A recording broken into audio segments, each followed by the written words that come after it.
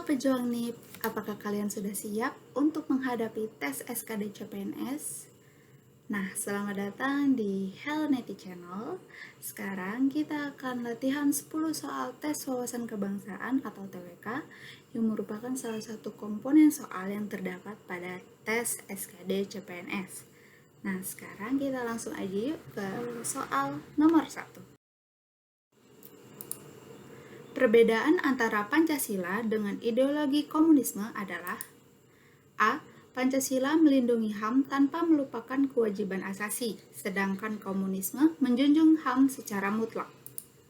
B. Pancasila menolak nasionalisme, sedangkan komunisme menjunjung tinggi nasionalisme. C. Dalam Pancasila tidak terdapat dominasi, sedangkan dalam komunisme terdapat dominasi mayoritas. D. Pancasila berdasarkan kepentingan seluruh rakyat, sedangkan komunisme berdasarkan kepentingan mayoritas. E. Dalam Pancasila terdapat perbedaan pendapat, sedangkan dalam komunisme tidak ada perbedaan pendapat. Jawabannya apa, teman-teman?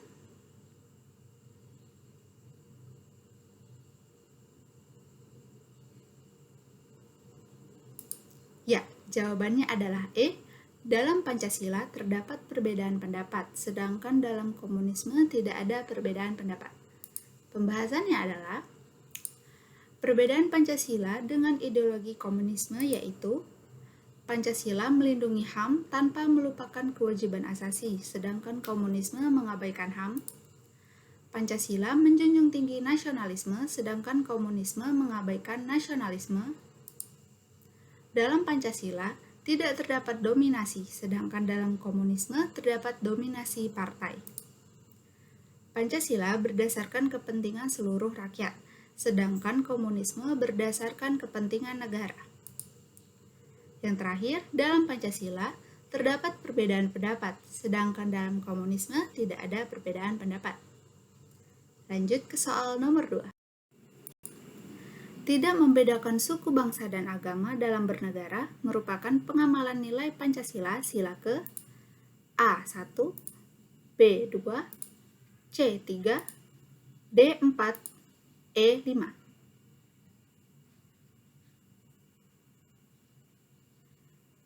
Ya, jawabannya adalah B, sila yang kedua. Tidak membedakan suku, bangsa, dan agama dalam bernegara merupakan pengamalan nilai Pancasila sila kedua, yaitu kemanusiaan yang adil dan beradab. Soal nomor Ketuhanan yang Maha Esa, sila pertama Pancasila, sebagaimana terdapat dalam pembukaan UUD 1945, telah memberikan sifat yang khas kepada negara kebangsaan Indonesia, yaitu: A. Merupakan negara sekuler. B. Merupakan negara agama. C. Bukan merupakan negara sekuler maupun negara agama. D. Merupakan negara agraris. E. Merupakan negara maritim.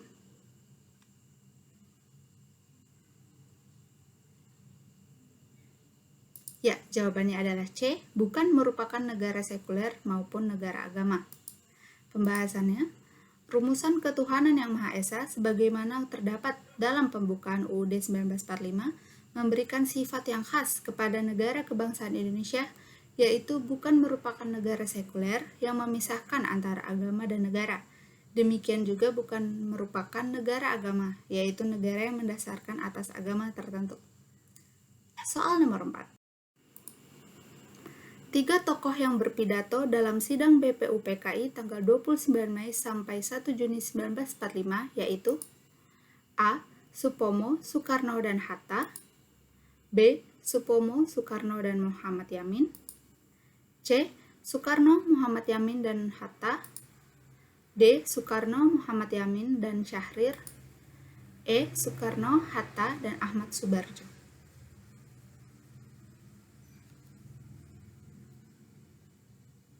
Ya, jawabannya adalah B.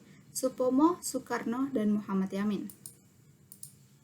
3 tokoh yang berbicara dalam sidang BPUPKI tanggal 29 Mei sampai 1 Juni 1945 yaitu Muhammad Yamin, Supomo, dan Soekarno. Nomor 5. Bangsa Indonesia mempunyai ciri khas yang tidak dimiliki oleh bangsa lain. Pernyataan ini tersebut sesuai dengan kerangka berpikir Pancasila sebagai A. Dasar negara, B. Pedoman bangsa Indonesia, C. Perjanjian luhur bangsa Indonesia, D. Jiwa dan kepribadian bangsa, E. Pandangan hidup bangsa Indonesia.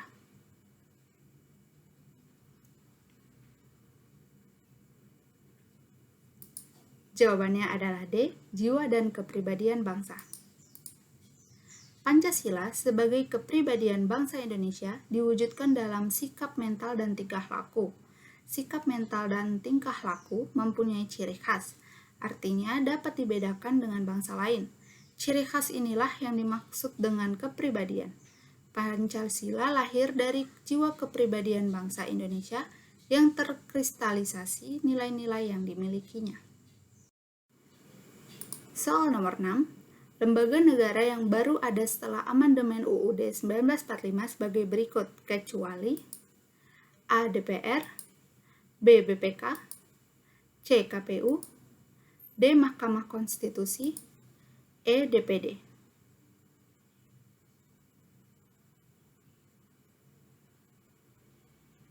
Ya, jawabannya adalah A. DPR.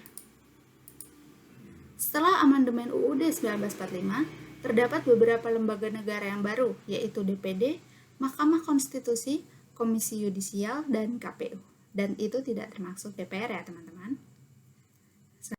Soal nomor 7.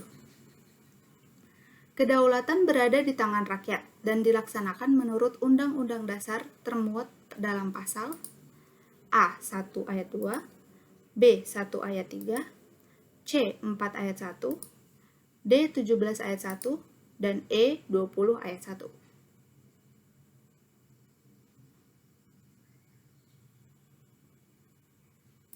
Ya, jawabannya adalah A.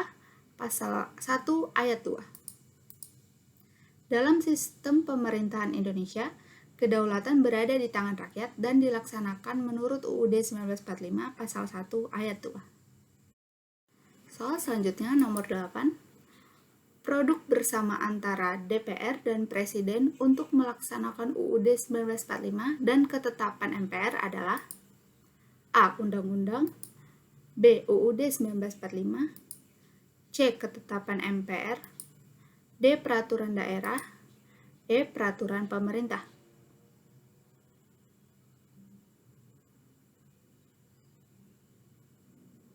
Ya, jawabannya adalah A. Undang-Undang.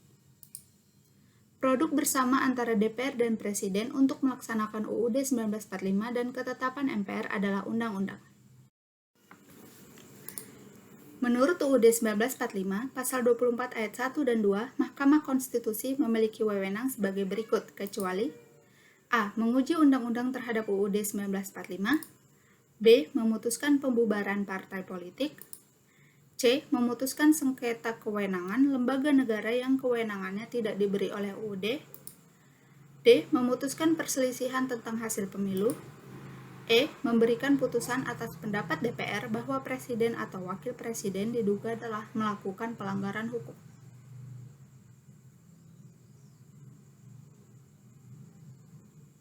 Ya, jawabannya yang C.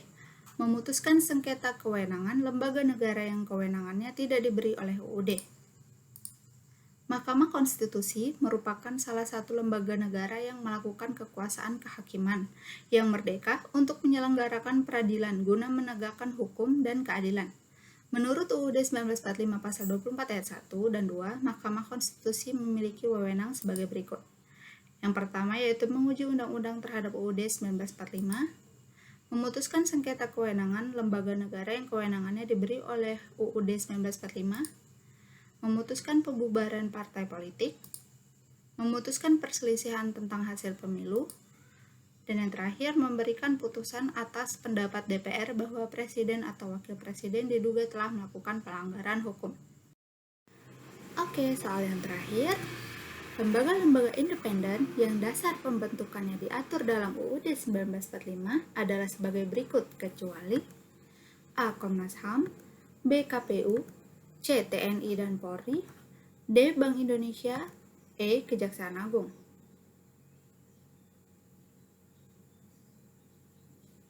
Ya, jawabannya adalah A. Komnas HAM. Lembaga-lembaga independen yang dasar pembentukannya diatur dalam UUD 1945 adalah A. Komisi Pemilihan Umum, B. Tentara Nasional Indonesia dan Kepolisian Republik Indonesia, C. Bank Indonesia, dan D. Kejaksaan Agung. Oke teman-teman, terima kasih ya sudah belajar hari ini. Gimana tadi soal-soal latihannya? Benernya berapa? Salahnya berapa?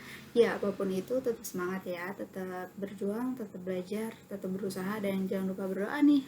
Hello siap kok untuk membantu kalian.